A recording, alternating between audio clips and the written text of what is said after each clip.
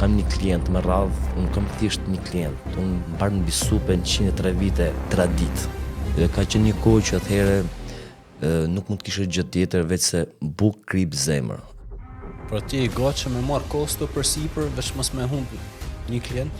Po, ti e thu kosto, unë e them investim. Ka dy gjëra. Do t'ish i zakonshëm apo jashtëzakonshëm. Nëse do të qenë i zakonshëm, bëj këtë që bën këta. Shumica.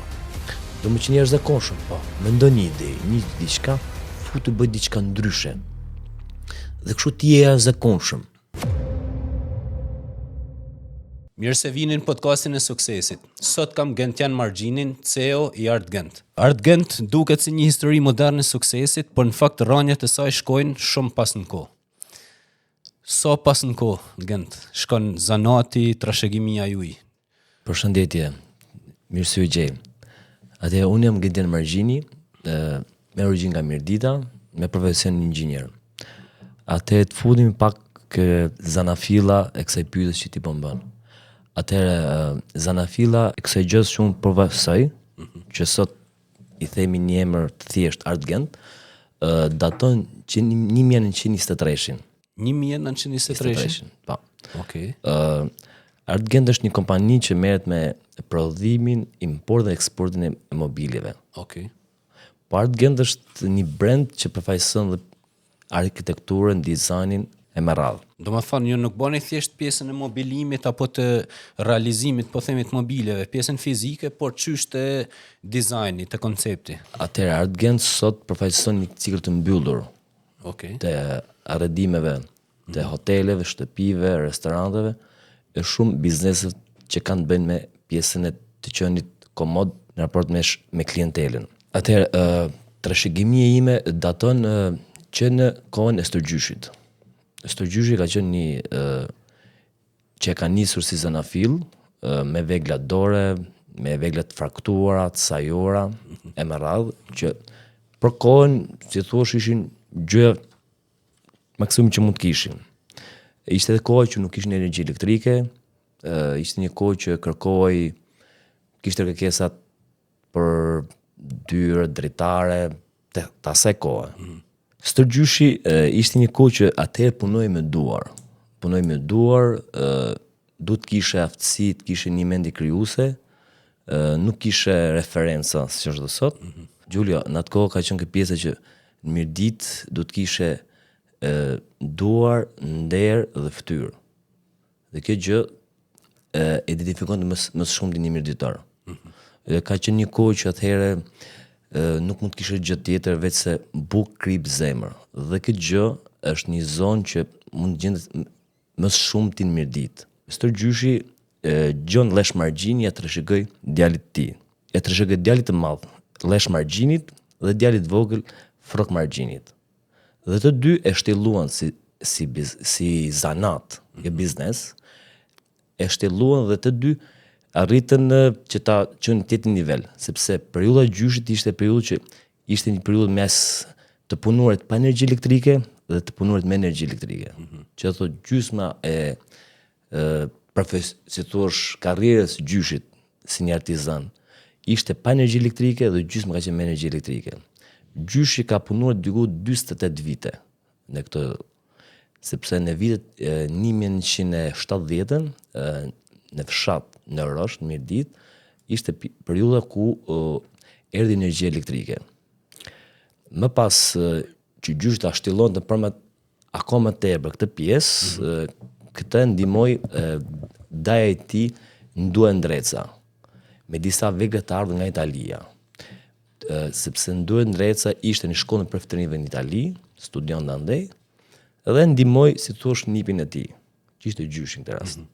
Ndue Ndreca, komunizmi, si që kemi parë, arriti ta përshkattonte, për faktin që ishte një ndër mbartës që bënte pjesë një shkollë fetare.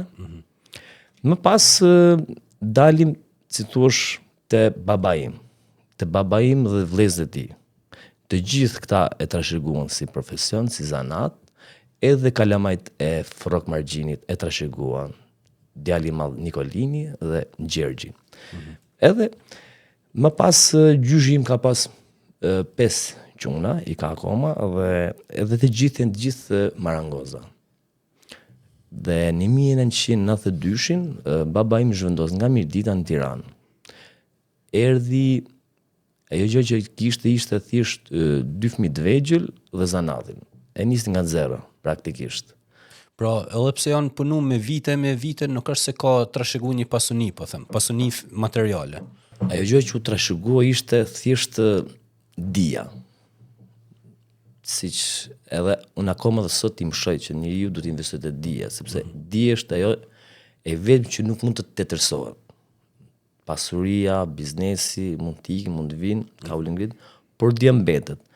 Edhe babai arriti ta themelonte këtu në Tiranë, një punishtë të vogël, me shumë sakrificë, duke qenë se unë nis nga zeroja, edhe normalisht kaloi shumë sfidat e tipit nga mungesa instalimit të energjisë elektrike, kontrata, gjëra, plus vitet vështira kanë qenë pjesa 97-s, deri në 2008 kanë qenë periudhë shumë vështira.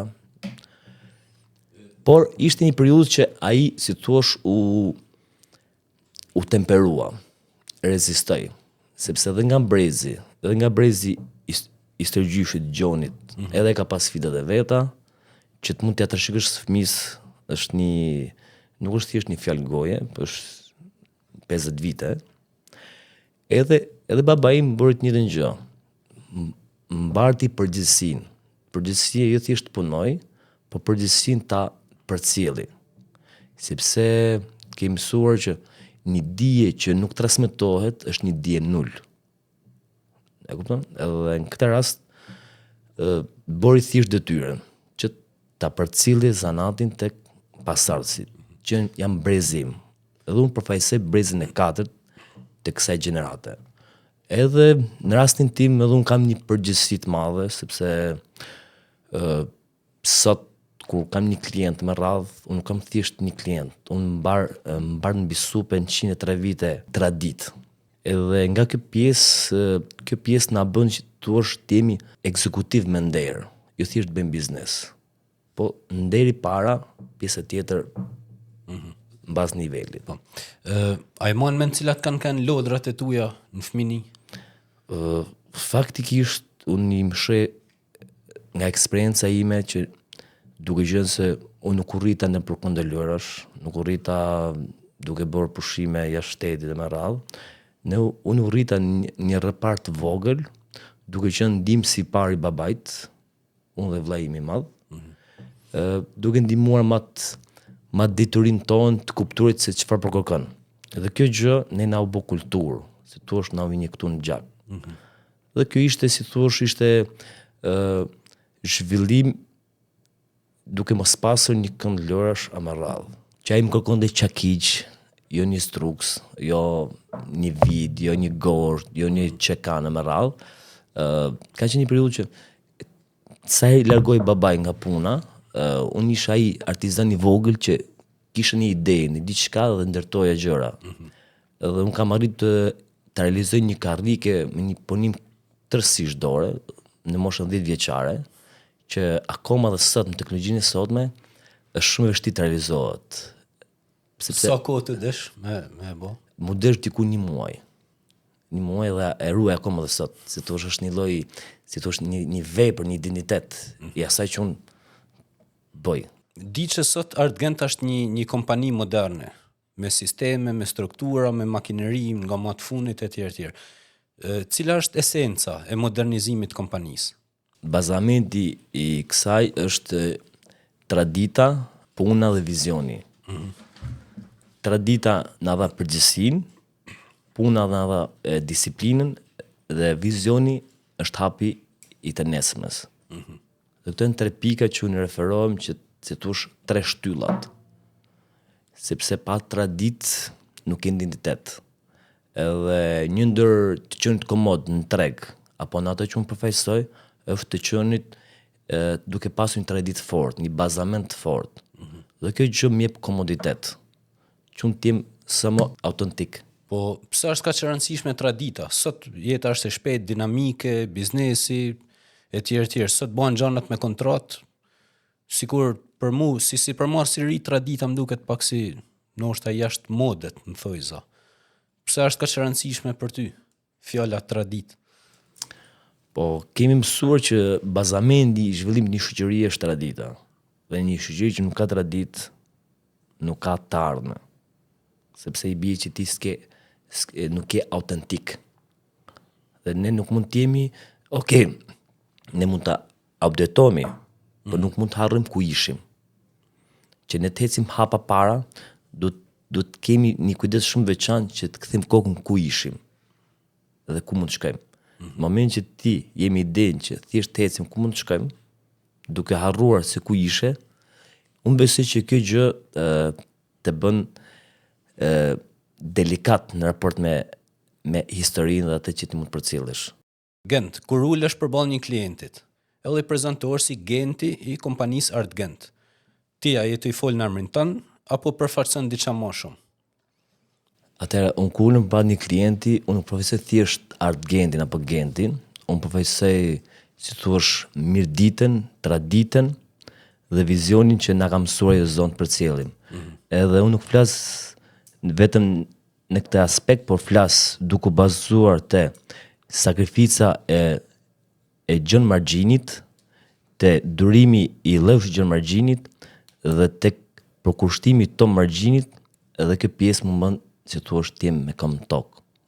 Që mbart mbi supe një tradit. Dhe kjo gjë nga njëran të bën komod, por nga njëran të bën të ngarkon. Më përmenden nga një fjalë kryesore për secilin prej paraardhësve tuaj, përkushtimi, durimi e tjerë. A mendon se fjala që do të përshtatej ty do ishte vizioni i Gentit, Margjini? Unë besoj që unë jam te pjesa e vizionit. Sepse unë jam akoma në test. Jam akoma në provim. Edhe se sa do e dalë ti ta realizoj vizionin, do shikoj e ardhmja. Por jam duke më shruar kësaj të qenë vizionar. Si ka mundësi që sot je një sipërmarrës me eksperiencë, ke dhënë prova, po themi, po akoma ke atë përullësinë që thua akoma nuk është përmbyll testi për mua? Unë e shikoj vetën të qenit thjesht një cikël. Jam pjesë e një cikli që është ndërtuar gati shekull më përpara, edhe unë thjesht po të çoj. Sepse Stërgjyshi kishte idenë. Gjyshi kishte duart që e zhvilloi me tej. Babai kishte përkushtimin. Unë kam vizionin. Dhe brezi im jam kë pjesa që zhvillimi, ne ndërtojmë dhe pjesën e të ndërthurit teknologjisë. Se teknologjia është një bazament shumë i fortë i updateuarit. Por Art Genti është një ndërthurje i gjithë kësaj që sa po thash, dhe të përcjellit Art Gentit që në një pikë pak më high-tech, të qenit high-tech. Për shembull, më mirë rast, baba im ka qenë një brez që e ka mësuar shumë nga ai që ai bënte skisat me dorë, me Streelabs dhe letër dhe matematik. Kurse sot na ka bërë çik dëmbel teknologjia, duke mos u referuar shumë këtyre tre elementeve, por thjesht duke bërë më shpejt, më mirë, më saktë. Është thjesht brezi që ne përkushtojmë që si thua imi të updateuar me atë që kërkohet. Mbani përshtypje diçka që më the pak më para. Më the fjalën mirëditë. Ne jena në Tiranë. Edhe ju e keni pas punishtë në Tiranë, keni edhe magazinën e madhe, showroomin Art Gent. Pse është kaq e rëndësishme për ty mirëdita, se e shoh që e përmend shpesh? Çfarë është mirëdita për ty? Mirëdita, unë kam ikur shumë i vogël, por kam nostalgji për historinë që mbart, për cungimin që është bërë, sepse mirëdita më ka mësuar që ti mund gjesh bukë, krip, zemër. Me që më përmend këtë pjesë, në kohën e komunizmit ishte dënuar një nga mirëdita, një djalë nga mirëdita me përshkatim. Edhe i bot pyetja, kur e ke parë vetën më ngushtë se këtë ditë? Edhe ai përgjigji ishte që më ngushtë se këtë ditë e kam parë kur na ka ardhur miku te shtëpia, s'kim pas çfarë më ofru. Kjo është thjesht koncepti i kësaj është një mesazh për vlerat që përfaqëson ajo zonë, ajo krahin, që është si thua është një zonë të qenë midis perëndimit dhe lindjes. Hera herës ka përplasje për mbase nganjëherë historia që mbart i bie të qenit e sakrifikuar. Dhe më pas këtë pjesë unë e shikoj në familjen time, unë kam gjyshen që akoma mban shamin e zezë. A është e vërtet gënë që kam pa një video në internet, thoshte që gratë, nanat mirditore veshen akoma me zeza sepse mbajnë zi për Skënderbeu. Më duk pak si histori kështu si mit, po të pysty me që ke origjinën për atje. Sa vërtet është? Kjo histori është shumë e vërtet. Unë akoma në shtëpi sot kam gjyshen që mban akoma shamin e zezë. Unë jam rritur, e dim moshin që jam, unë nuk kam arrit të shikoj flokët reale të gjyshes, që thot gjyshja, si thoshe ka një emblem atë që ajo përfaqëson. Si thosh përfaqëson një histori. Është një detaj që përfaqëson një histori. Dikush që don ta studioj, ka goxha histori. Mbase europian kur shikojnë një nën mirditore, thonë sa bukur po i rri. Po ajo në fakt mund të ketë shkuar në Europë për një vizitë te kalamajt e saj, po ai në vetvete ajo mbart një histori. Një histori që ti mund ta thjesht lexosh me sy. Edhe mos ta studiosh me tej. Më tregova pak para podcastit një histori për Mirditën edhe Luren, diçka të tillë, që kishin ndihmuar njëri tjetrin. Çështje fetare, diçka e tillë. Atëherë, unë vi nga Oroshi i Mirditës. Fshati ku unë kam lindur quhet Lajthiz. Është një fshat ngjitur me Luren. Është një zonë që pjesa e Mirditës është 100% pjesë katolike. Pjesa e Lurës është një pjesë katolike dhe një pjesë muslimane. Por një zonë që thuaç kanë pas një bashkëtesë shumë të vyrë, shumë të mirë. Andej janë ndërtuar, kanë ndihmuar për shembull nga ana e Mirditës, kanë ndihmuar në Lurë, kanë ndihmuar që ndërtojnë xhamia, por edhe të Lurës kanë ndihmuar në Mirditë që ndihmojnë të ndërtojnë kisha. Dhe si thosh kanë një lloj bashkëtese shumë të vyrë që kanë zhvilluar duke lidhur kumbari e me radhë. Për shembull, gjyshi im ka kumbari me pjesën e Lurës gati 70-80 vjeçare. Që është një kumbari që vazhdon akoma dhe sot, edhe në Brezim. Se thuaç, ajo zonë na identifikon si pasardhësit e filanit. Dhe kjo gjë është një gjë shumë e mirë që është bazuar në vlera, nuk është bazuar të individi me radhë. Gent, ju e keni nisi një punishte e thjesht mobilesh, ndërsa sot jeni një kompani e mirë fillt që menaxhon komplet projektin. Për mu që s'kam shumë informacion, çfarë do të thotë menaxhim komplet i projektit? Gjenerata që unë përfaqësoj, ne kemi arritur ta shtjellim të qenit kompani. Okay. Jo thjesht një punishte. Duke qenë një kompani, ne kemi ndërtuar një sistem. Një sistem me hapa dhe etapa të caktuara.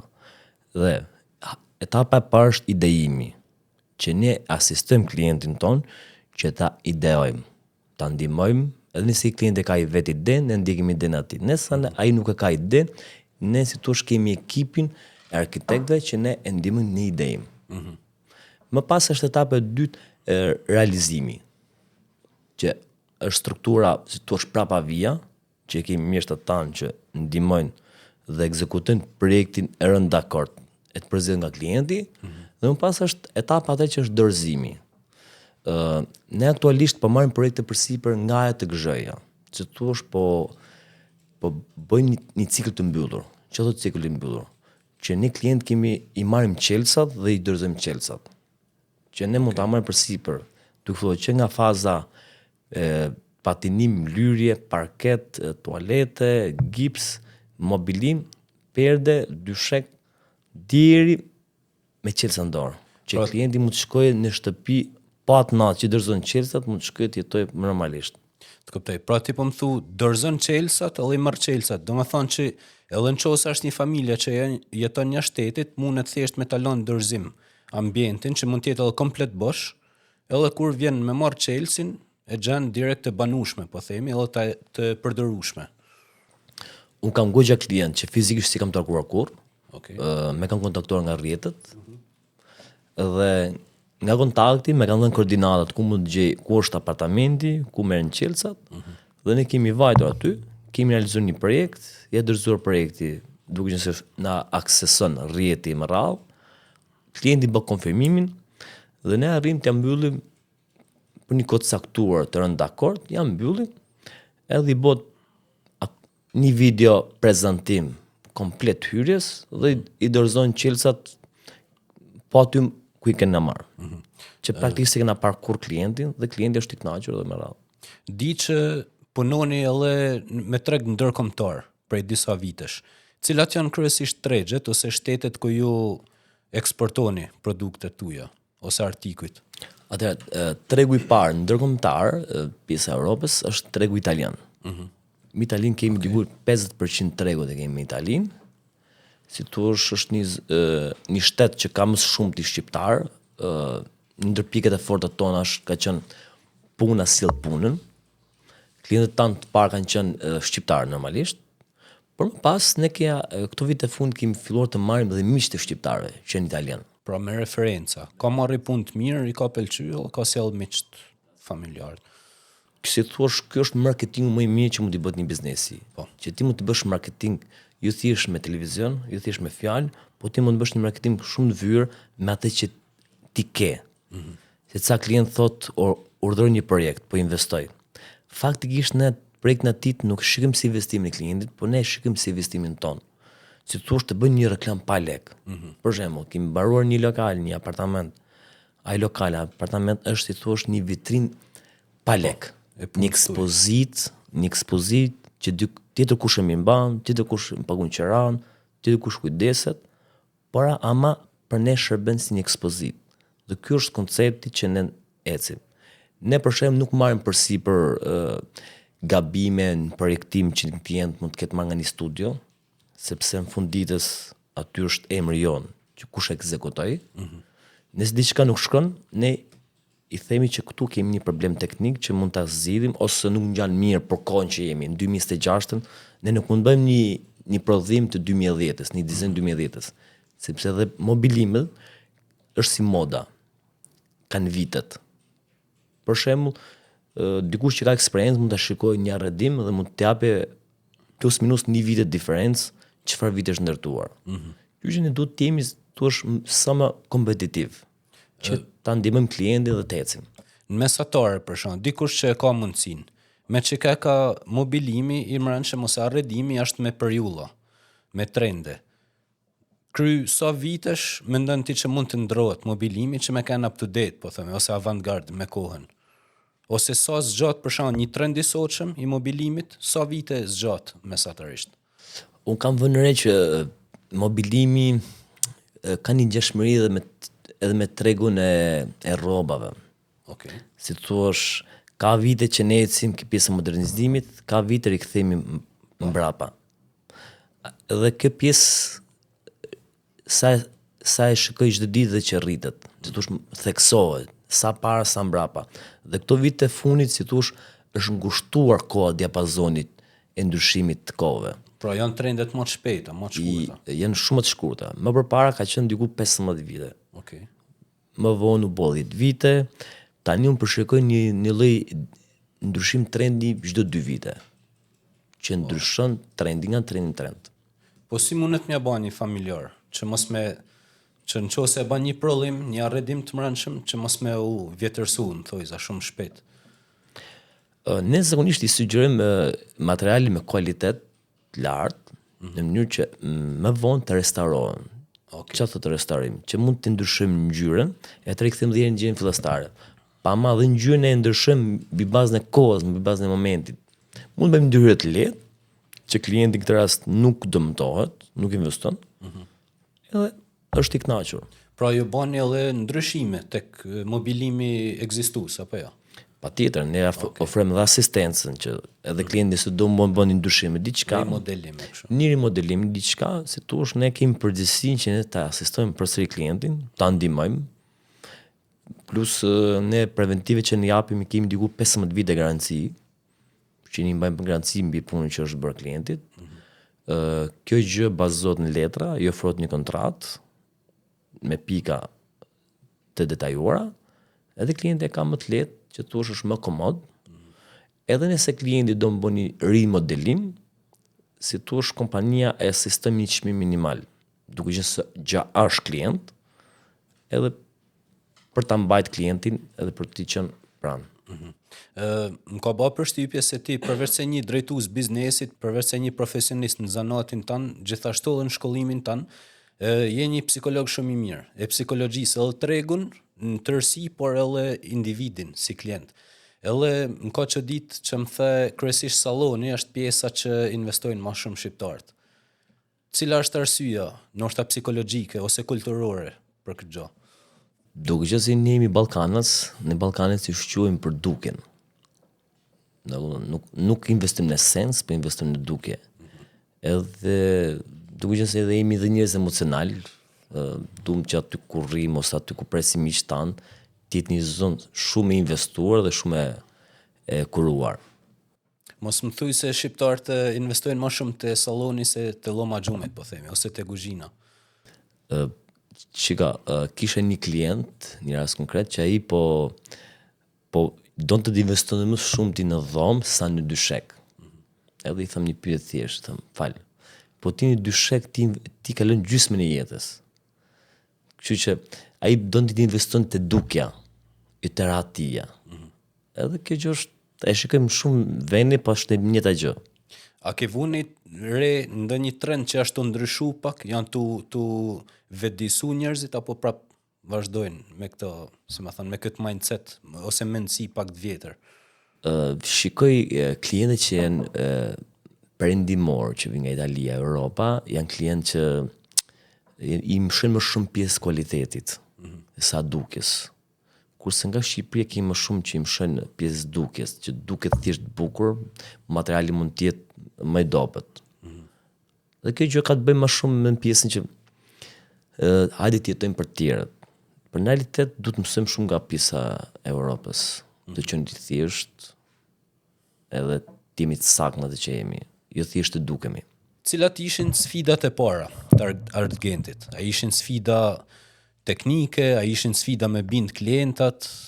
Cilat kanë sfidat e para kur more drejtimin e biznesit?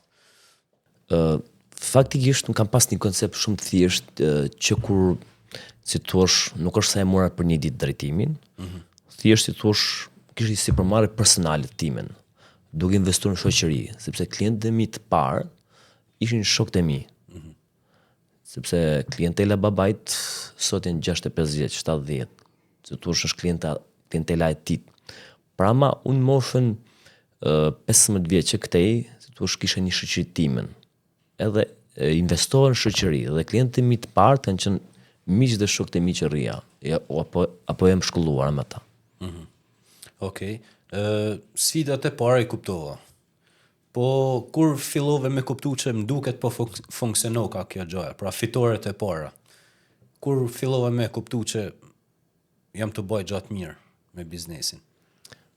Faktikisht unë ndërmor një sipërmarrje, si thuash, unë jam aty den që të fati është me guximtarët. Okej. Dhe të qenë guximtar, nga njerë dhe mund të mbasësh, nga njerë mund të fitosh. Por unë jam rritëm aty den që të dështojmë në betejë, mos dështojmë thjesht në mendim. Edhe unë mori një sipërmarrje shumë të madhe, që isha todo nada, edhe u shpërbleva për guximin që ndërmora, edhe me vetbesimin që kisha, pavarësisht se askush nuk besonte. Se në realitetin e sotëm besoj unë që një ndër pengesa kryesore që dikush mbase që të ecje apo të zhvillohet mund të jetë dhe familja vet.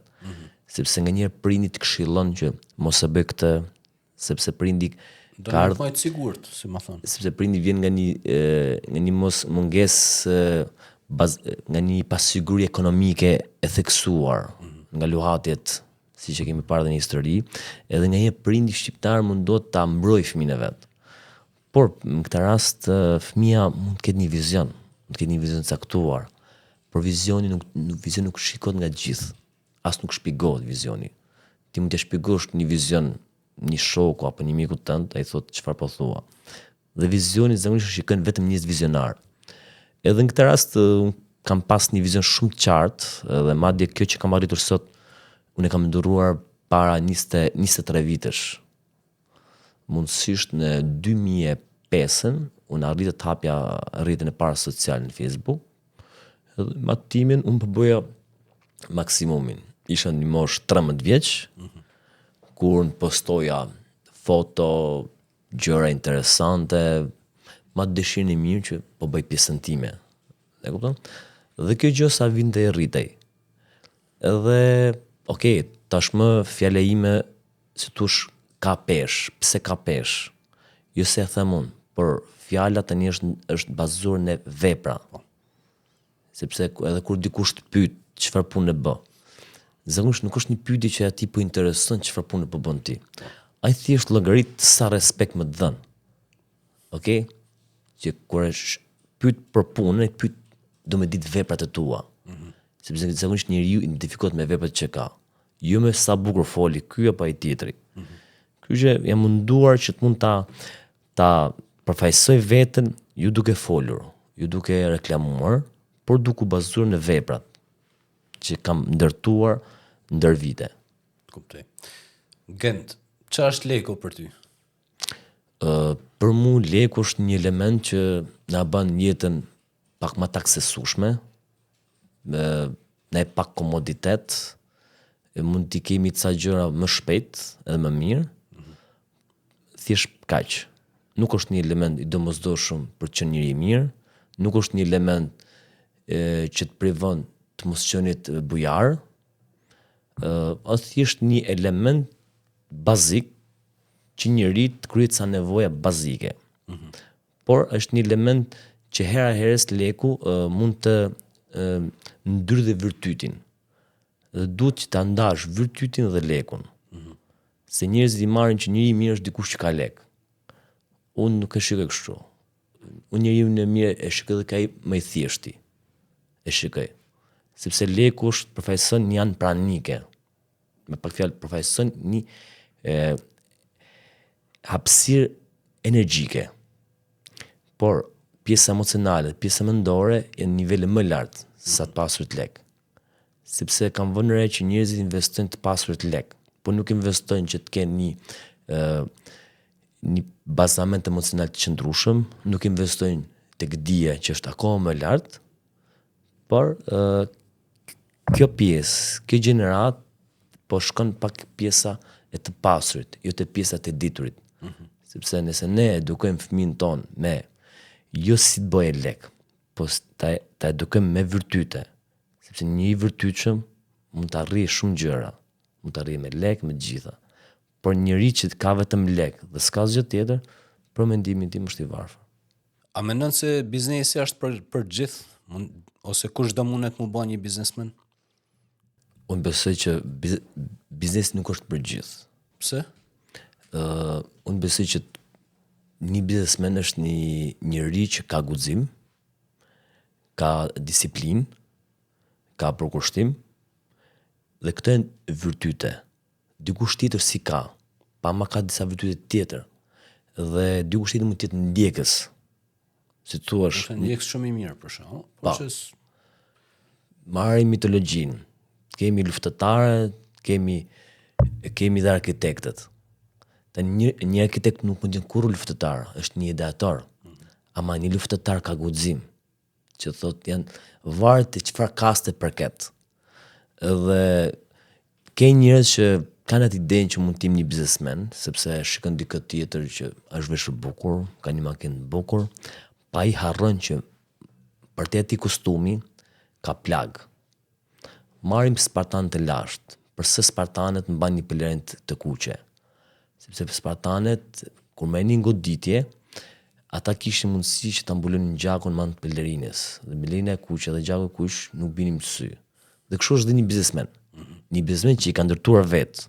Jo një biznesmen që i ka trashëguar një kapital caktuar. Unë po flas për dikë që e ka marrë nga aja. Është një njeri që ka shumë plag, po është një që ka uzurpuar plagët. Unë besoj që njeriu është po më një shembull, si puna e qelikut.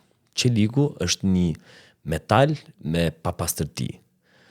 Dhe nëse ne marrim qelikun, e kalojmë një nxehtësi në temperim, qeliku ti që në gjithë pjesët e papastra. Dhe mas i kalon nxehtësinë, ai përkthen qelik. Që thotë çfarë ndryshoi, thjesht ndryshoi formë. Dhe një të gjë është një biznesmen. Një biznesmen që të heci e tjetë aty ku është një person që ka kaluar në temperim. Dhe temperimi të bën të kesh një si thua di, dua, bëj. Ti të gjë dish, ti të gjë të duash dhe ti të gjë të bësh. Si shumica e njerëzve din tjetër gjë, bëjnë tjetër gjë dhe duan tjetër gjë. Këtu kemi të bëjmë një të paorganizuar. Pa mani, si dikush ka rritur tjetë aty ku është, falë aftësive të veta, unë besoj që e ka një shtyllë vertikale shumë të saktë dhe shumë të organizuar. Një biznesmen është një person i organizuar, është një person i goditur nga gjitha anët, po është një person që e ka uzurpuar goditjen. Marrim për shembull një biznes suksesëm dhe një person që ka dështuar. Ty dy mund të jenë çuna të mirë, njerëz të mirë, po pse ky ka dështuar dhe ky jo? Ky tjetri të dy kanë dështuar nga etapat e jetës, pa ma ky që bëhet dikush dhe ky që nuk bëhet, e që ky që bëhet dikushi e merr goditjen dhe nuk qahet. Mobilizo dhe njerë ecën. Ky tjetri qahet, pse më ndodhi e me radhë. Ky pari, ky shikon goditjen, shikon si mësim. Kurse ky pari e shikon si mallkim. Pse më ndodhi mua, këtë janë dhe, pa ama ky nuk arrit shikoj të ndodhi, ndodhi. Po çfarë mund të mësosh nga kjo që ndodhi? Dhe kjo është që diferencon. Ca njerëz e shikojnë si dështim, ca njerëz e shikojnë si mësim. Edhe është thjesht ne imi rezultat i zgjidhur që ne bëjmë. Se ke njerëz që thonë çfarë fati ka ky tjetri apo ai tjetri. Po shumica njerëz nuk e shikojnë pjesa underground. Nuk e shikojnë ne të rapagjumë. Nuk e shikojnë sa herë ke rënë vetëm depresion dhe dalësh vetëm nga depresioni. Ti je tek pull. Dhe një biznesmen është si puna një luftëtari që është vetëm. Ka sfidën vetëm dhe ka mbisu për përgjithsinë. Përgjithsinë për të tërhequr atë vizion që e ka dhe atë ide që e ka. Dhe kjo gjë nuk bëhet nga një zakonshëm, por bëhet nga një të jashtëzakonshëm. Sepse unë i tham shpeshherë bashkëpunëtorëve të mi me radhë. Ka dy gjëra, do të jesh i zakonshëm apo jashtëzakonshëm. Nëse do të qenë i zakonshëm, bëj këto që bën këta. Shumica. Do të qenë i jashtëzakonshëm, po, mendo një ide, një diçka, futu bëj diçka ndryshe. Dhe kështu ti je i jashtëzakonshëm. Kështu që është thjesht çështje zgjedhjesh, nuk është çështje fati. Marrim dhe pjesën që njerëzit thënë fati. Unë besoj që fati gjithmonë më gëzimtarët. Fati nuk është për të gjithë. Fati nuk është për dikë që rrin në shtëpi e mediton. Duhet dhe meditimi, po çdo ditë. Duhet një kohë caktuar. Kështu që e përkthejm fat. Gënd, tonë si përmarrësit thonë që kena qef mu bëhet suksesshëm, mezi presin suksesin me shpërthyje tjerë. Po në të vërtet, a është gati gjithkush për sukses? Ose çdo si përmarrës për sukses? Unë besoj se suksesi është, si thosh, është një test, se njerëzit duan ta kenë si koncept suksesin, po nuk duan të bajnë përgjithsinë suksesit. Ke njerëz që vetë kanë dhe frikë nga suksesi. Vërtet. E kupton? Po. Kështu që unë mendoj që edhe kur ti nuk e del, unë thjesht mendoj që thjesht nuk e doj mjaftueshëm. Mendoj thellë çdo njeri me vetën e vet, edhe ata që na ndjekë për shembull. Nëse ti diçka nuk e dole, ose mendo, gjë që ti ja ke dal. Ai gjë që ti vërtet i ke dash me zemër? Po. Tani, gjë që ti nuk e dole, mos vall një pjesë jote nuk ka qenë e bindur. Po. Kështu që kjo pjesë që ti të dalësh, do të zhytësh ajo ide, do ta duash. Por që ta arrish atë gjë, si fillim duhet që ti të kesh ndërruar. Jo thjesht më doli diçka rasore sot do më e bën nesër. Nuk bëhet kështu.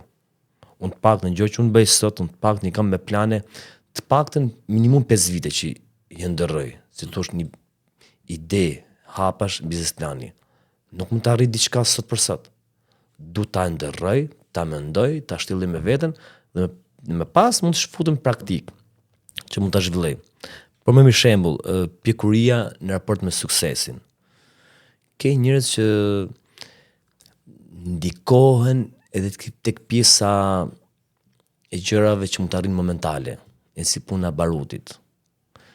Suksesin të bën të qenit në kam tokë. Tish po i që ish edhe kur s'kishe. Momenti që ty të ndikon suksesi, këtu kemi të bëjmë me një dështim një dështim të suksesshëm. Kam një kumbarin tim, Alfon Cuka, më ka thënë diçka një ditë që më ka bërë shumë çudi. Më tha, Genda, do me dallu një të pjekur dhe një jo të pjekur? Po, tha, marrim tha 1 milion euro, tha i vem tavolinë. Një njeri apo një biznesmen? Marrim një person. Okej. Okay? Që kem pak pjekurin që i ka. Edhe i vem 1 milion euro në tavolinë. Tani, dikush që është gati për 1 milion euro, që është gati, i shikon thjesht 1 milion euro edhe vazhdon prapa të ku ishte. Nuk i bën përshtypje, ai që është gati. Një person që nuk është gati për 1 milion euro është personi që shkëlqen syt. Që thotë këtu kemi të bëjmë pa pjekuri. Që kemi të bëjmë një person emocional, që ndikohet nga arritja e momentit. Dhe këtë njerëz të rrezikshëm. Nuk e të rrezikshëm për tjetër, në të rrezikshëm për vetën e vet. Se zakonisht suksesi apo arritja diçka momentale për një person pa pjekur emocionalisht mund ta çojë në degradim siç kemi parë. Por jo gjithmonë një sukses i shpejtë është gjë e më e mirë që mund të ndodhin. Ndoshta më keq. Unë besoj që të ecish para suksesin do ta shikosh si thuash thjesht një etapë tjetës. Nuk mund ta shikosh që ti mund të bësh diçka ndryshe. Tani që arrit diçka, marrim shemb, arriti kontratë sot ti dhe nesër do jesh tjetër njëri. Jo, ti do të jesh po ai që ke qenë edhe pa marrë fare me këtë punë. Me këmbë tokë, ai që ke folur dhe atyre që ke qenë shok dje, se themi atë fjalën që kur e duku ngjitur, sillu mirë me ata që shef majtas djathtas. Sepse vjen ditë që ti mund të zbresësh prapë poshtë. Po nëse ti nuk je sill mirë kur je ngjitur, do kesh probleme pastaj, sepse askush do të mbështesë. Më the fjalën bashkëpunëtorët e mi. Nuk më the fjalën punëtor, po bashkëpunëtor. A mundesh më shpjegu pak pse ke këtë filozofi me njerëzit që punon? Unë kam arritur të kuptoj që gjithë ato që më punoj, dikush më lart, dikush më poshtë, jemi thjesht një ekip. Jemi një ekip dhe objektivi është klienti. Okej? Marrim shemb, nëse mund besoj një projekt 100.000 euro, unë jam personi që unë e marr përgjegjësinë. Ama unë e shpërndaj përgjegjësinë. Që thot, i bimi gjithë aksioner, i bimi gjithë bashkëpunëtor, pranarët e brezave të viteve 2005, më shembull, 2010 më radhë, kanë qenë besoj pranar paktinzar me punëtorin, e kanë pa punëtorin si një sklav për ta shfrytzuar maksimum. Por unë besoj që njëri që të vizionar e mendoj në mënyrë të vërtyqme, dhe punëtorin e tij, punësin e tij më radh, unë s'dua ta përdor fare fjalën punëtor, bashkëpunëtorin e tij, ai mund të shikojë si një person që mund të kujdeset për atë. Nuk është puna u burra të jap një rrogë edhe u mbyll. Ti mund të shikosh që të kujdesesh të pjesën after, që ti jetë okay dhe me ata që i bën. Mund të jesh si tu është një mentor për atë. Sepse ti gjap je pak më lart si hierarki se ai. Dhe ti mund ta ndihmosh duke i trashëguar zënat, disiplinë, kulturë, mund ta bësh të ndihmosh ti të investitor i vogël. Pse jo? Po. E kupton? Po kjo na bën si thua një familje të madhe. Kështu që ke konceptin edhe imi gjithë si thua për një qëllim. Gjithë me përqindje të caktuara, se kështu i bie. Kuptova. Më ke thonë shumë herë fjalën njohja e vetes. Çfarë do të thonë tamam njohja e vetes ose pse shërben kaq shumë? Unë besoj që njëri të jetë i suksesshëm, po të eci, jo vetëm i suksesshëm, po të jetë dhe si thua i shoqërueshëm, të jetë ti të bësh punuse me radhë, duke thënë që nga familja, të merresh vesh me familjarët, në shoqëri dhe në biznes, njeriu duhet të ketë vetnjohjen. Çfarë është vetnjohja? Vetnjohja është njeriu duhet të investojë të shikoj pak veten. Pse nuk është i demotivuar sot? Pse është i motivuar nesmen? Me pak fjalë, pse ka këto ulje ngritje me radhë? Nëse ky arrin, si thua, të ketë një bazament emocional të qëndrueshëm, të investoj edhe pjesa, si thua, ti marrë me radhë tek pjesa e trupit vet. Të bëj se trupi ka nevojë edhe të stërvitet, ka nevojë edhe të kalojë një fundjavë bukur, ka nevojë të shkojë edhe në kinema. Po njerëzit sotëm ç'a bëjnë? Njerëzit sotëm, duke qenë se nuk kanë një vetnjohje, investojnë vetëm punë. Por ç'a ndodh tani kjo? Kjo pjesë të bën të dështuar. Pse dështuar? Të bën dështuar emocionalisht. Se ti kur investon vetëm tek puna, ti po investon vetëm niveli pranik. Pjesa energjike. Pa ama ti nuk po investon të qenit tek pjesa emocionale. Njëri emocionalisht mund të frymëzohet duke shkuar një fundjavë në pushime, duke kaluar me miq një drekë apo një darkë, duke dalë me fëmijët. Po ca njerëz këta nganjëherë këtu është mungesa vetnjohjes. Këtë pjesë njerëzit shikojnë si shpenzim. Po në fakt kjo është pjesa kryesore e njeriu, që është investim. Investim që ti jesh i frymëzuar për të nesmen. Është një pjesë që nuk duket, nuk promovohet, dhe më pas bëjmë pastaj me njerëz që janë në depresion, nga biznesi, nga puna, kemi të bëjmë pastaj me familje që përçahen, sepse njëri partner ose tjetri investohet më shumë në biznes dhe në familjen, dhe janë probleme sociale që vijnë nga mosnjohja. Dhe njëri duhet ta shikojë pak më seriozisht pjesën që ti ndaje me programe, të ketë kohë dhe për vetën e vet, nga ana fizike, pranike, emocionale, mendore. Po nuk i ndave këto gjëra, që ti të mund të marrësh maksimumin e këtyre, nuk bëhet, sepse trupi njeriu është një mekanizëm, një strukturë aq e ndërlikuar, aq e thellë, se që ka shumë sektor, po ta përmbledhim, që duan gjithë cili sektor ushqimin e vet. Dhe nëse një nga këto sektor nuk merr ushqimin e vet, ndash mendor, ndash emocional, ndash fizik, automatikisht kemi si tush një disbalans të sistemi, që akordohet. E më pas mund të jeti nervozuar, mund të marrë vendime të gabuara në biznes, mund t'i flasi keq dikujt që du të fliste mirë dhe humbet një mundësi me radhë, dhe të gjitha këto i shkakton vetnjohja. Dhe në këtë rast njeriu besoj që du të zhvilloje inteligjencë emocionale. Çfarë do të thotë? Inteligjenca emocionale na bën, nëse ti e ke kuptuar tek vetja, na bën që tu është të zhytemi tek tjetri, që të kena mundësi të kuptojmë njerëzit, jo më të bërë roman mi kuptu, po të kena mundësi mi kuptu me 2-3 fjalë e me radhë. A e ke pas këtë balancën qysh në fillimet në biznes? Pra, mundesh me shty pak këtë pjesën me dal një fundjavë ose me bët diçka për vete, se në fillim biznesi ka nevojë për shumë energji, edhe mu fut all in. A mundesh me toleru në thojza vetës, ose a ke toleru ti vetës që mos më marrë me gjatë tjetër veç me punë në fillim? Derisa e ke vu pak punën për të rëzima, ne mundesh me ballë pjesën e relaxit ose recharge për shembull. Edhe unë kam mërë prej kësajt, normalisht duke qenë çunjëri, pa eksperiencë me radhë, e kam quar hera herës vetën në raskapitje. Raskapitje është termi i dur që mund të flitet tilla raste, ku njeriu punon dhe vi pikë që edhe që e ka ndërtuar ose ka arritur, nuk shijon. Është e momenti që ti je gati me i vush kelmin, sepse ti nuk po mban më. E kupton? Por duhet edhe kjo, po kjo gjë të bën me arrit këtë gjën tjetër. Pama, nëse dikush në tilla raste edhe i mshon prapë kësaj ideje, ai duhet të kuptojë që ka dhe një ide tjetër. Pse dikush e bën këtë gjë? Pse ai ti po ja del? Ka disa mënyra që një mund të heze para. Një ndër mënyrat, ja po marrim rastin kësaj ide tjetër që është pjesa që njeriu merr mësim me rrugën e dhimbjes. Nuk futet me zhvillu, po e merr mësimin me dështim. Shumica e shoqërisë sotme e marrin mësimin me dështim. A ka mënyrë tjetër përveç Ka. dështimit? Ka mënyrë tjetër, një ndër mënyrë tjetër është imitimi. Okej.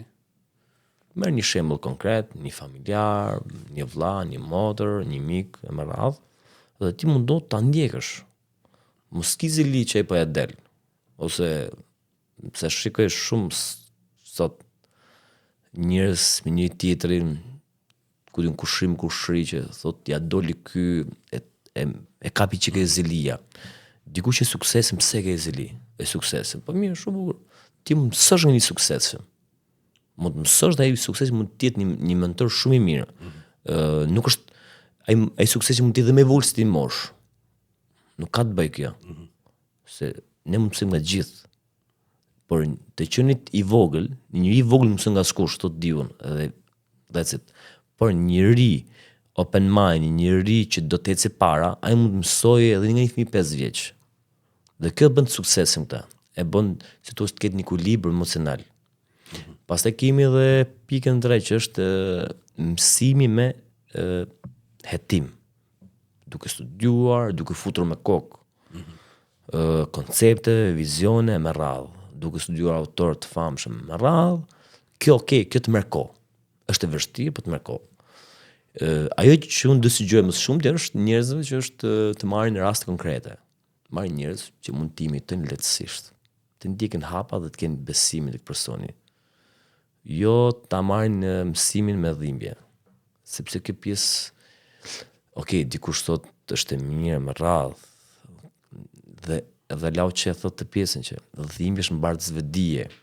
Dikush sa më i vetdijshëm është, aq më shumë dhimbje ka kaluar. Jam dakord. Por ndalemi te pjesa që thamë herë tradita ose historia, që njeriu në këtë rast do të mësosh nga tradita, nga tjerët e më radhë. Dikush që ka qenë para teje mëso si ja dole ai, bërë 1 2 3 4. Çfarë mund të bëj unë? 3 4 5.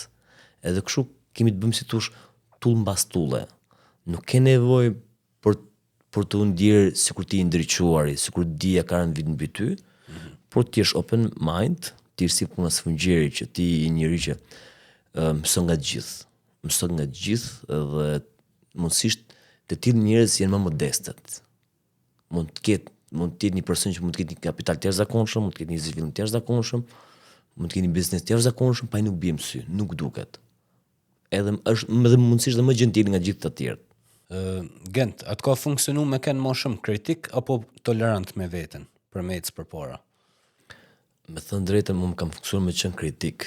Edhe kam klienta, rrallë për kam, që më bëjnë ndonjë kritik dhe një kliente në Itali, shumë e mirë si kliente, kam shumë respekt për mikpritin që na kanë bërë, për mënyrën se sjellën me radhë, edhe po më kritikon disa pika.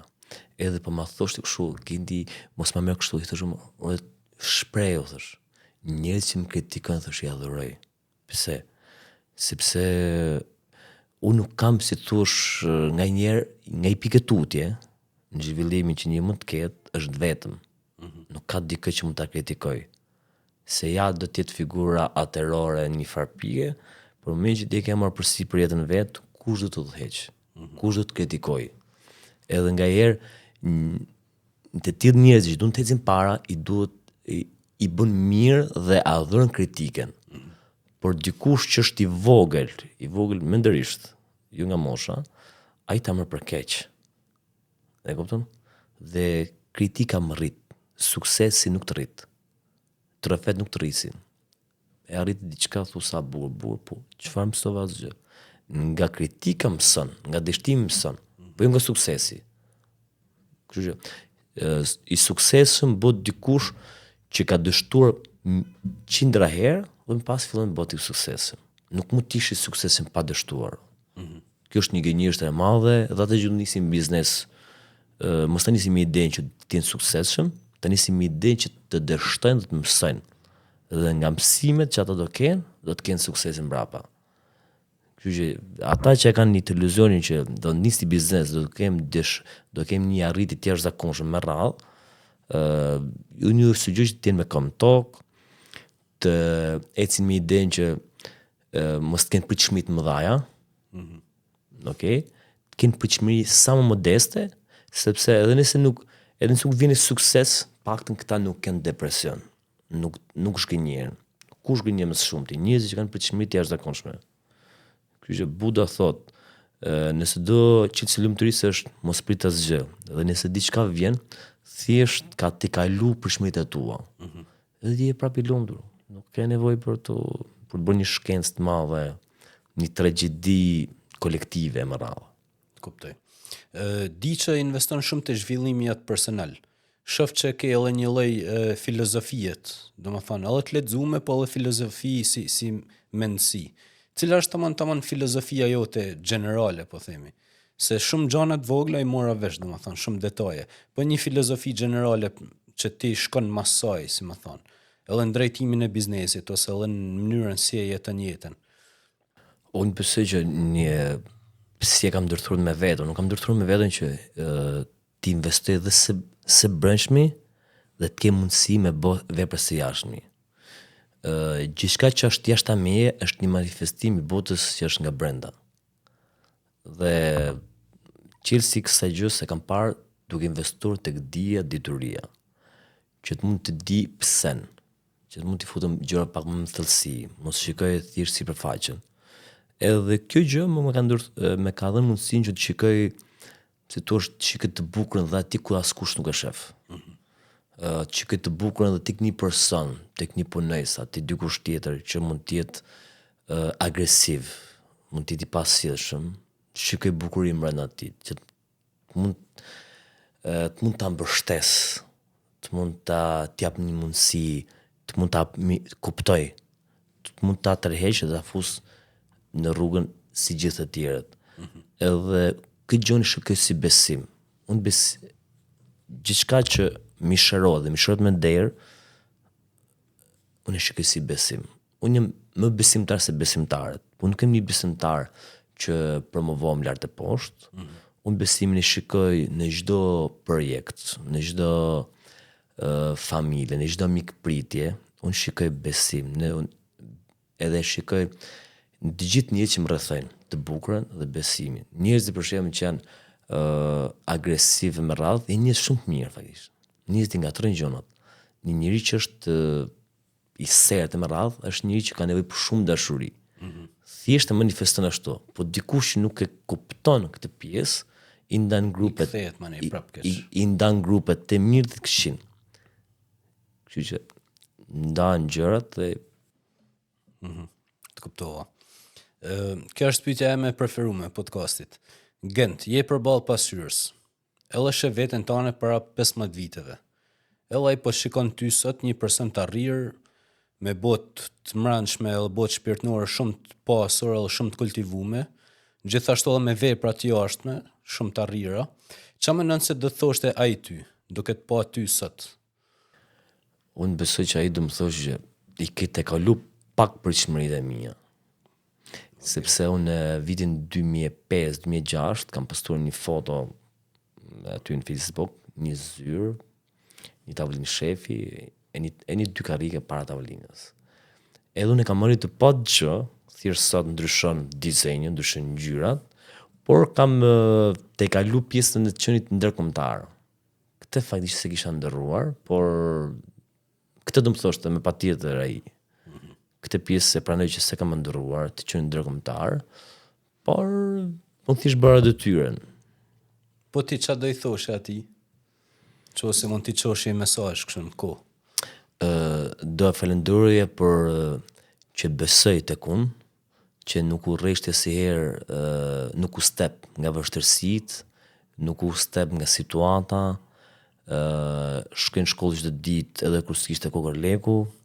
Do falenderoja që eci 10 kilometra në ditë për shku në shtëpi në këmbë. Do falenderoja që ju fut punës të me mësoj disiplinën, ju fut punës në mosh 10 vjeç. Ajo mosh mbase më rriti para kohë, po do e falenderoj faktikisht.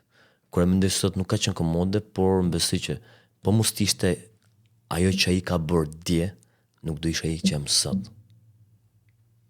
Kështu që do e falenderoj gjithsesi në gjitha format që nuk rreshti se besuari dhe nuk e dëzu kurrë.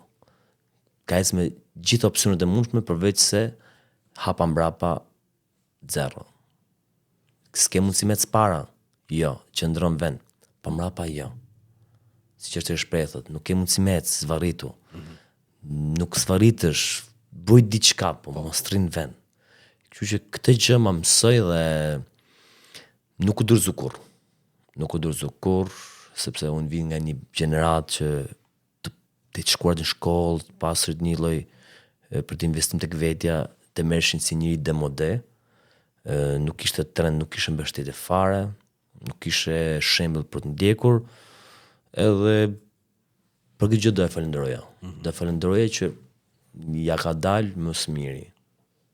Kuptoj. Ke punu edhe si marangoz, pra edhe si profesionist, por edhe si drejtues tash një skuadre, po e them kështu për lehtësi, skuadre marangozash. Ku është ndryshimi mes të dyjave? Atëherë, unë kam punuar si thosh nga e të zhëja. Kam qenë si thosh dhe mirë mbajtës i repartit, ndihmës, gjysmjeshtër, mjeshtër, ekspert. Dhe më pas kam kaluar një stat tjetër që më drejtuesi. Edhe të çdo punëtor, të çdo që është brenda kompanisë, unë shikoj veten time. Si thuash, unë mundom t'i flas si do të fliste dikush. E kupton? Dhe nuk i flas mbi atë që e meriton, ose mbi atë që unë ndjej, mi thënë, mundom t'i flas me gjuhën që e kupton, mundom t'i gjej gjuhën që do të folur, që e të kuptoje, edhe ta bëj lëvizjen dhe zhvillimin e vet, mos ta bëj si a thash unë, punë ta nxis për të ecër para. Sepse ai do të kuptojë që në punë nuk shkohet për gjendjen e për identitetin, shkohet për të treguar një disiplinë me veten ta dhe për të bërë hapa në aspektin për të mbajtur familjen e më radhe, për të qenë dikush i nesër. Se ca shikojnë punë thjesht si punë, por puna është zhvillim. Nuk ka asnjë mënyrë tjetër për të qenë njeriu i lirë. Çfarë lloj metode të mendoj dikush një gabim. Të lirë të bën puna. Nuk ka metodë tjetër. Kështu që nëse dikush nuk ka punë, nuk ka disiplinë, nuk është i lirë. Ai është thjesht i prangosur, po thjesht nuk kupton. Nuk kupton që është i prangosur, sepse ti mand të punës mund të arrish një pikë që ti ke mundësi me bë çfarë do gjë që ti mendon, mund me realizu pasionet e tua, ndërtët tua, e të gjitha këta realizojnë nëpërmjet punës. Nuk realizojnë nëpërmjet ideve të bukura, por nëse ti nuk lëviz, asgjë nuk kthehet mbrapsht. Të kuptoj. Gent, shumica si përmarrësve kanë këtë problemin e përbashkët që kanë shumë vështirësi me delegu punën, se mendojnë që s'mund ta bëjnë kush tjetër punën si e bëjnë ata. Si e ke zgjill? A ke pas si problem në fillim, edhe si e ke zgjill sot pjesën e delegimit? Unë faktikisht e kam zgjidhur duke bërë atë që s'kam pas besim, duke qenë më shumë ti vet, por e kam zgjidhur duke u tërhequr në mënyrë graduale vet, e duke u dhënë mundësi të tjerëve të rriten. Sepse asu nuk lindej mësuar, më mësoj situata, presioni, afatat e me radhë, edhe ju kam dhënë mundësi dhe tjerëve të ke mundësi të ndërtojnë një sistem hierarkik, një sistem me detyra të caktuara, me përcjellje të caktuara, dhe gjithçka që ndodh matet ditë se pse erdhi dështimi ose suksesi, janë gjithçka të detajuar. Dhe kjo gjë si thosh na diferencion nga të tjerët, si thosh çdo mjeshtër, çdo drejtues me radhë kanë plane të caktuara, projekte të caktuara, nuk ecet asgjë nuk ecet me fjalë goje, ecet gjithçka e shkruar e bardhë mbi cez ose zezë mbi të bardhë. Edhe kështu që është një pjesë që ka një, si thosh, një shtrirje të detajuar, të studiuar, dhe këtë gjë unë kam arritur ta realizoj duke qenë vetë pjesë e asaj gjës, asaj situate, dhe kam arritur ta ndërtoj si sistem. Pra tash, si më thënë, funksionon sistemi në thojza dhe pa aty deri diku. Pra është pak a shumë automatik secili din punën e vet, edhe Unë i them edhe herë pas here dhe punonjësve, i them shiko, të gjithë jemi të zëvendësueshëm. Edhe unë jam i zëvendësueshëm. Kjo gjë nga mes gjithë më den të qenë të zëvendësueshëm. që unë e mora një hap, e ndërtova, tani do të më tërheq, që të ecin tjerët. E kupton? Kështu që kam gjithmonë idenë të qenë i zëvendësueshëm. Kjo është ndër gjanat që thënë si përmarrësit më të suksesshëm, që i njekut paktën Amerikan, të tanë thonë që synimi jem është me u bë i zëvendësueshëm. Po. Edhe kjo është e bukur. Me ec vetë gjaja që ti më marr ndoshta me gjatë tjetër O ose. ku ta gjej një person që tani është i gatshëm të zëvendësoj mua dhe të mbaj të njëjtin presion që mbaj unë. Ku ta gjej nëse ti njeh ty kë Kërkojmë CEO. Të kuptova. Gënt, si më thonë, ne na shqiptar, edhe kena, si më thonë, teka, kena preferenca nga matë ndryshmet. Disa të justifikueshme, disa jo. Në industrinë tuaj, bëhet fjalë për mobilimin, për arredimin e mbrëmshëm, diçka që shqiptarëve, siç thamë, është që jo intereson shumë, edhe i prek shumë. A mendon se ka klienti gjithmonë të drejtë? Unë mendoj që këtë pjesë i kam dhënë një përgjigje të thjeshtë, që i kam dhënë klient drejt. Dhe pse ka drejt? Sepse një klient fund ditës ai ka ardhur për të investuar 2 lekë për të marrë një shërbim caktuar. Për 2 milion arsye ka shku diçka që keq, le të themi. Tani, unë i jap drejt sepse i referohem se ky është klienti. Edhe unë atë që ai mendon në të bardh, unë ja bëj në X ngjyrë që ai mendon, dhe fund ditës ai është i lumtur. Për mua kjo gjë është investim.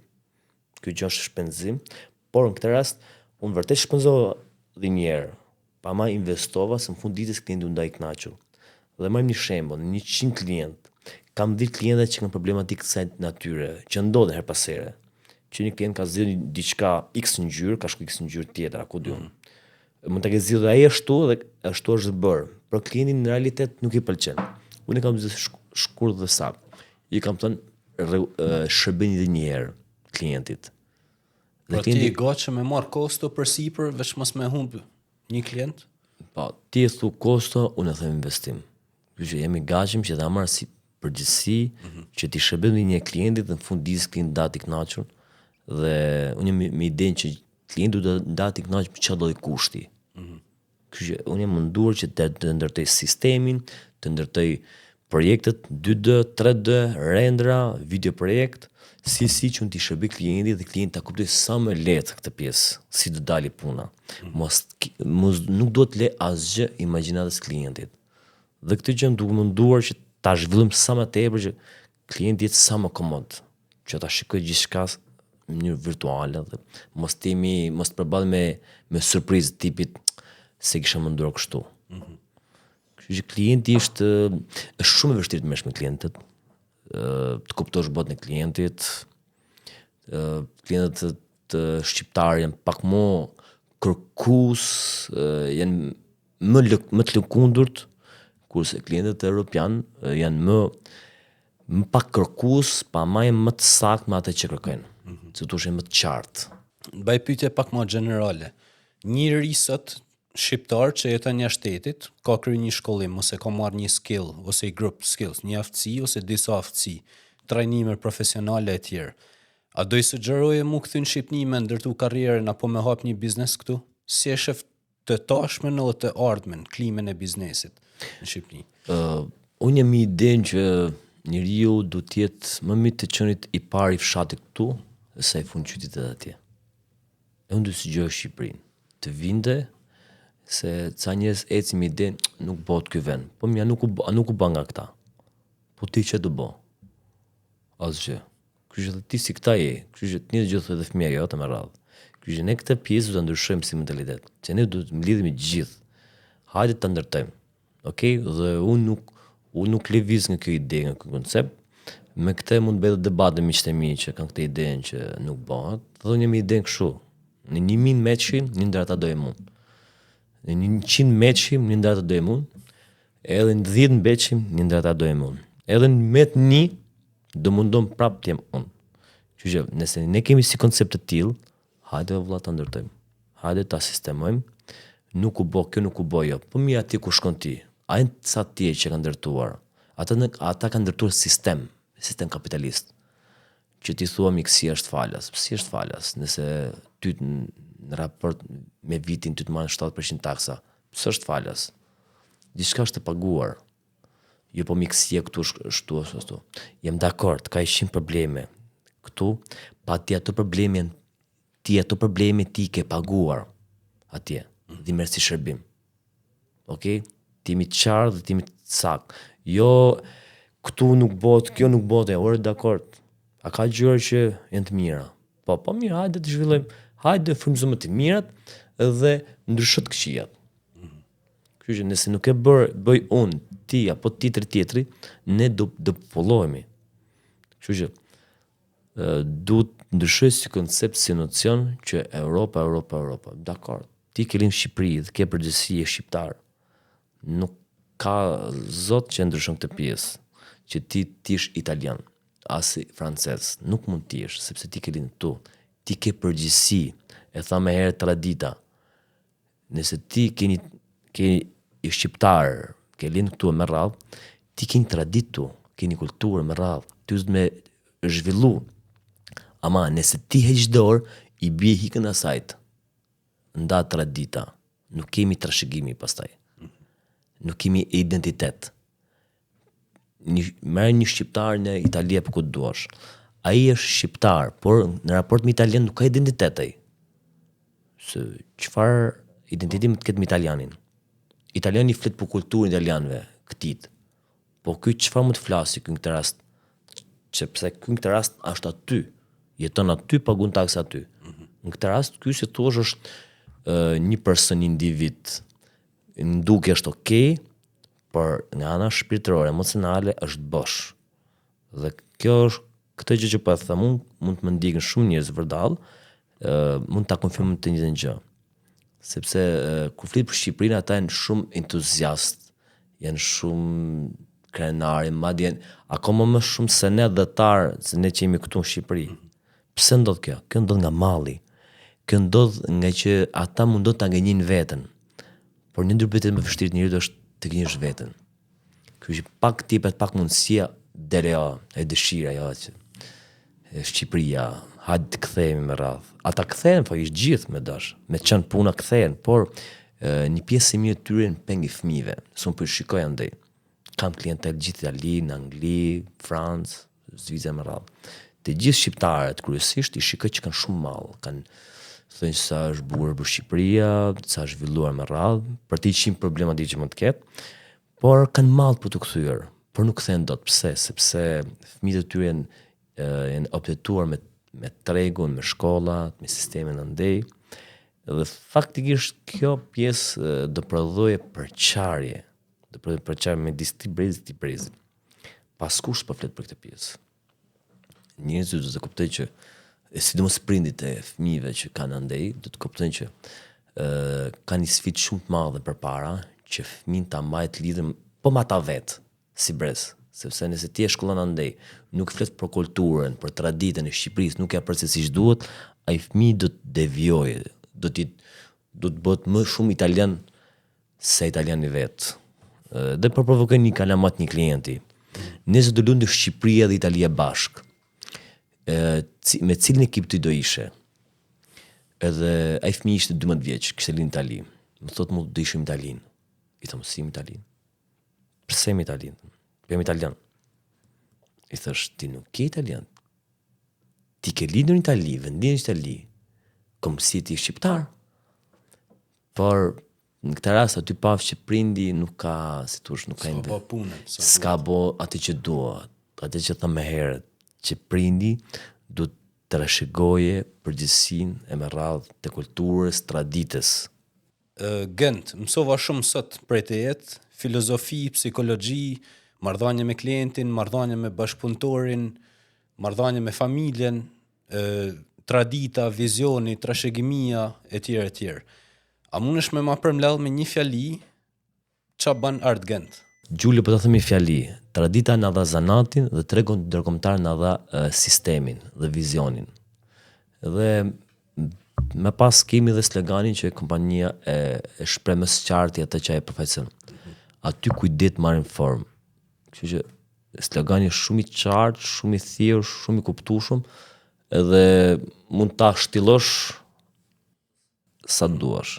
Edhe unë fillova me shtjellu në fakt me menjen teme se shumica e njerëzve kanë ide pa fund, po duhet diçka, një makineri që me lënë formë. Kështu që e kuptova që Artgenti ka fix veni, unë du me sjell thjesht idenë, edhe me siguri për pak kohë ka me pa idenë teme të materializume. Patjetër, edhe slogani jam kujdesur që ta krijoj diku para 15 vitesh, edhe nuk ka qenë koha sotme që ne mund të bëjmë një slogan me ChatGPT, por duke menduar ç'a bëjmë këtej andej e ku do të shkoj, arrit të bëj një slogan, një mesazh të kuptueshëm e me radhë. Kuptova. Gent, shumë faleminderit për këshillat, për ekspertizën tonë, edhe që zgjolle podcastin tëm për me nda gjithë eksperiencën tonë. Të falenderoj ty edhe për mikpritjen dhe dashur me shëmirësinë që përcjell. Faleminderit.